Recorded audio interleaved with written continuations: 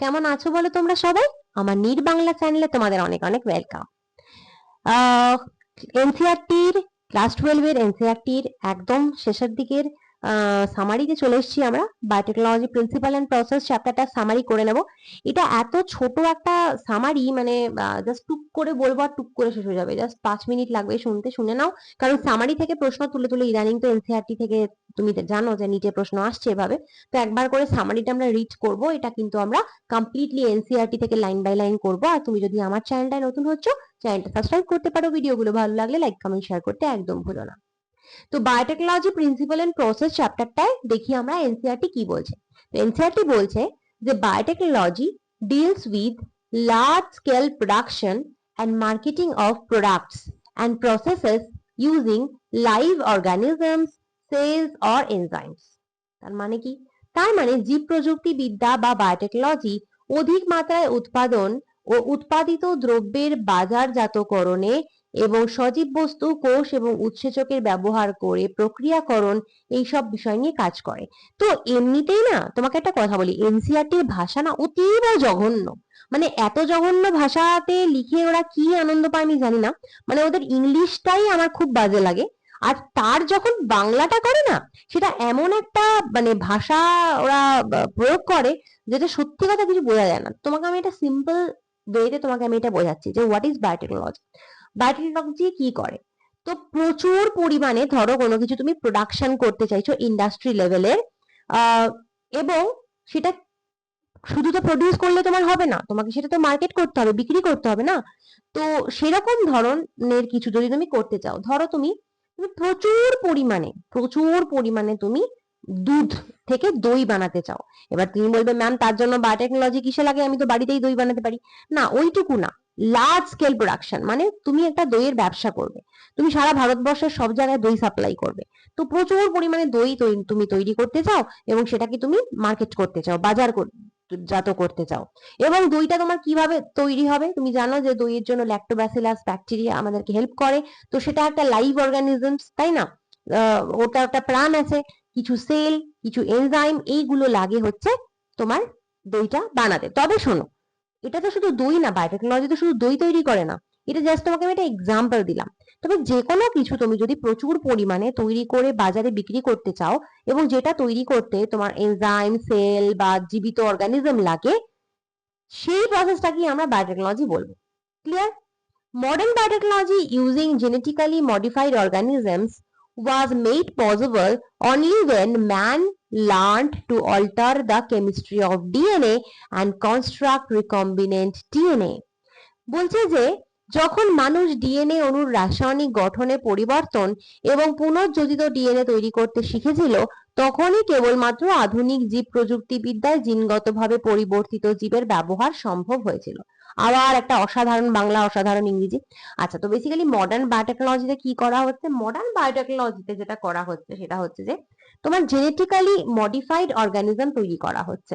মানে তোমার ধরো একটা মানে সাপোজ একটা গাছ যেটাতে এ ফুল হয়, একটা গাছ যাতে যে ফুলটা হয় সেটা এ, কিন্তু তুমি বললে যে আমি এই গাছে এ ফুল চাই না, আমি এই গাছে বি ফুল চাই।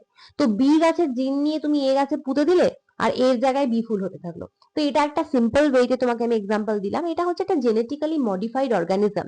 তুমি এ ফুলের গাছটাকে জিনগতভাবে জেনেটিক্যালি রূপান্তর করলে, মডিফাই করলে।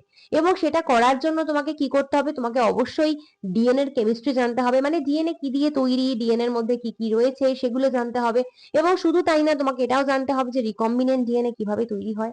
এই যে আমি বললাম বি জিনকে নিয়ে এ গাছের ডিএনএ তে পুরবো, তো সেই প্রসেসটা, এটা তো রিকম্বিনেন্ট ডিএনএ এর একটা প্রসেস, তো সেটা আমাকে জানতে হবে। দিস কি process is called recombinant DNA technology or genetic engineering. তো এই যে প্রসেসটা, এই যে পদ্ধতিটা, একে বলে রিকম্বিনেন্ট ডিএনএ টেকনোলজি বা জেনেটিক ইঞ্জিনিয়ারিং। যেখানে কিনা তুমি কি করলে, বি গাছ থেকে তার যে সেল, সেই সেলের মধ্যে যে নিউক্লিয়াস আছে, সেই নিউক্লিয়াসের মধ্যে ক্রোমোজোম আছে, ক্রোমোজোমের মধ্য থেকে তুমি ডিএনএ নেবে, ডিএনএ থেকে জিন, সেই বি জিনকে নিয়ে তুমি কি করবে, এ গাছের সেলের ডিএনএ এর মধ্যে সেই জিনটাকে তুমি পুঁতে দেবে। এই যে টোটাল প্রসেসটা, এটার জন্য তোমার জেনেটিক ইঞ্জিনিয়ারিং জানতে হবে, রিকম্বিনেন্ট ডিএনএ টেকনোলজি জানতে হবে। আর এই প্রসেসে কি কি করতে হবে? This process involves the use of restriction endonucleases, DNA ligase, appropriate plasmid or viral vectors to isolate and ferry the foreign DNA into host organisms, expression of the foreign gene, purification of the gene product, that is the functional protein, and finally making a suitable formulation for marketing. আচ্ছা, তো বিজাতীয় DNA এর পৃথকীকরণ ও পোষক জীবে এর স্থানান্তরণের জন্য restriction endonuclease সমূহ, ডিএনএ লাইগেজ, উপযুক্ত প্লাজমিড বা ভাইরাস ভেক্টরের ব্যবহার, বিজাতীয় জিনের বহিঃপ্রকাশ, জিনের ক্রিয়ায় উৎপন্ন বস্তুর বিশুদ্ধীকরণ অর্থাৎ কার্যকরী প্রোটিন তৈরি ও অবশেষে উপজাত বস্তুর বাজারজাতকরণের নির্দিষ্ট প্রক্রিয়াকরণ এই পদ্ধতির সাথে যুক্ত। তো বেসিক্যালি তুমি জানো যে তোমাকে ক্লোন করতে গেলে, রিকম্বিনেন্ট ডিএনএ টেকনোলজি বানাতে গেলে তোমার কি কি লাগে? তোমাকে রেস্ট্রিকশন এন্ডোনিউক্লিয়াস বা রেস্ট্রিকশন এনজাইম দরকার হয়, ডিএনএ লাইগেজ দরকার হয়, আর কি লাগে? তারপরে হচ্ছে তোমাকে একটা একটা ভেক্টর নিতে হবে, তাই না? সেটা হতে পারে প্লাজমিড ভেক্টর বা ভাইরাল ভেক্টর নিতে হবে। এবার সেই ভেক্টরের মধ্যে তোমাকে ফরেন জিনটাকে পুট করতে হবে। তারপর সেই যে ভেক্টরটা যার মধ্যে তুমি ফরেন জিন পুট করলে সেটাকে তোমার হোস্ট সেলে পাঠিয়ে দিতে হবে, এবং হোস্ট সেলে গিয়ে সেই প্লাজমিড ভেক্টরটা কি করবে? প্রোটিন তৈরি করবে। প্রোটিন তৈরি করবে এবং সেই প্রোটিনটাকে তারপরে তোমাকে পিউরিফাই করতে হবে, বিশুদ্ধিকরণ করতে হবে, এবং আলটিমেটলি তুমি সেটাকে মার্কেটে বিক্রি করবে।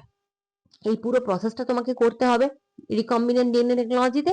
এবং large scale production involves use of bioreactors. অধিক মাত্রায় উৎপাদনের জন্য বায়োরিঅ্যাক্টর ব্যবহার করা হয়। বায়োরিঅ্যাক্টর হলো এমন কিছু ভেসেল বা কন্টেনার, বিরাট বড় বড় ভেসেল বা কন্টেনার, যেগুলোতে কিন্তু আমরা প্রচুর পরিমাণে যদি কোনো ইন্ডাস্ট্রিয়াল প্রোডাক্ট তৈরি করতে চাই সেগুলো করতে পারি। ঠিক আছে, বোঝা গেল?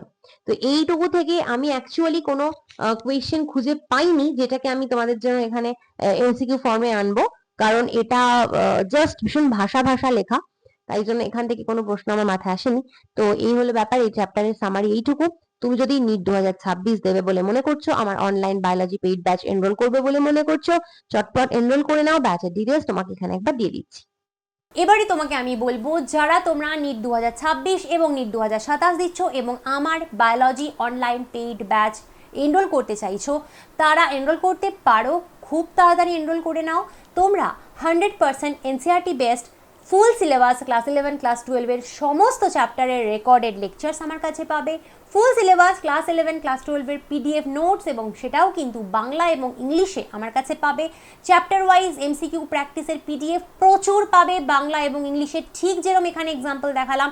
এইভাবে প্রত্যেক চ্যাপ্টার থেকে প্রচুর তুমি বেঙ্গলি ইংলিশ পিডিএফ পাবে, এবং চ্যাপ্টার ওয়াইজ টেস্ট তুমি আমার কাছে দিতে পারবে বাংলা ইংলিশ দুটো ভাষায়। ফুল সিলেবাস টেস্ট দিতে পারবে বাংলা ইংলিশ দুটো ভাষায়। তাই নিট যেইভাবে এক্স্যাক্ট তুমি দেবে সেভাবে বায়োলজি কমপ্লিট প্র্যাকটিস তোমার কিন্তু আমার কাছে হয়ে যাবে।